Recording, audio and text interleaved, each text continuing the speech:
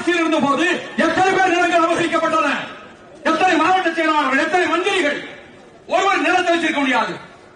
பெரும் நிலச்சவங்க சாதாரண நிலத்துக்காரன் பார்வையிட்டே போறாங்கன்னா இப்ப கணக்கு போட்டுருக்காங்கன்னு பேரு. அடுத்த ஆட்சிக்கு வந்தா எதை கவர் பண்ணலாம்னு சொல்லி கோவையிலே ஒரு தொழிலதிபருடைய இன்னொரு தொழிற்சாலையை அடிமாட்டு வரை கேட்டாங்க. அவங்க முடியாத ஒரு போராட்டத்தை இவங்களை தூண்டிவிட்டு அந்த ஜெனரல் மேனேஜர் கொலை செய்யப்பட்டார்.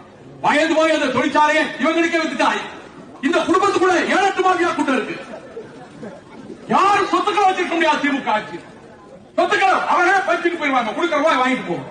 திமுக ஆட்சியில் யாரும் சொந்தம் நிலம் வைத்திருக்க கூடாது என்றும் திமுகவின் நில அபகரிப்பு வரலாற்றையும் தெளிவாக மதிமுக நிறுவனரும் பொதுச் செயலாளருமான வைகோ எடுத்துரைத்துள்ளார். தற்போது நிலவி வரும் திமுகவின் செயல்பாடுகளால் அதிருப்தியடைந்த பொதுமக்கள் இந்த பதிவை வைரலாக்கி வருகின்றனர்.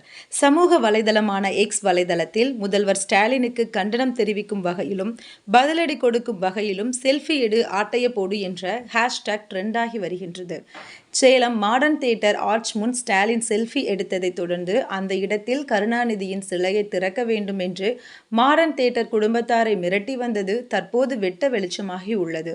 மேலும் மாடர்ன் தியேட்டர் நிறுவனத்தாருக்கு சொந்தமான பட்டா நிலத்திலும் கட்டப்பட்ட கட்டிடங்களையும் எந்தவித முன்னறிவிப்பும் இன்றி வீட்டு வசதி வாரிய துறையினர் இடித்து தள்ளி ஆக்கிரமிப்பு செய்துள்ளதும் குறிப்பிடத்தக்கது. இதனால் அதிருப்தியடைந்த பொதுமக்கள் இந்த கேவலமான செயலை கண்டித்து ஸ்டாலினுக்கு தக்க பதிலடி கொடுக்கும் விதமாக எதிர்க்கட்சி தலைவர்கள் பேசிய பல பதிவுகளை சமூக வலைதள பக்கங்களில் வைரலாக்கி வருகின்றனர்.